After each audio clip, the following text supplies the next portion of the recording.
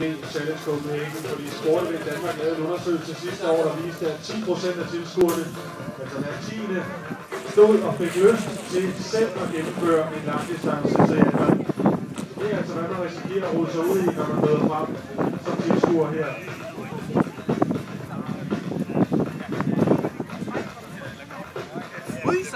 60% af deltagerne i KFD Challenge Copenhagen 2011 er debutanter, så cirka 31% af dem er udlændinge fra 37 forskellige nationer.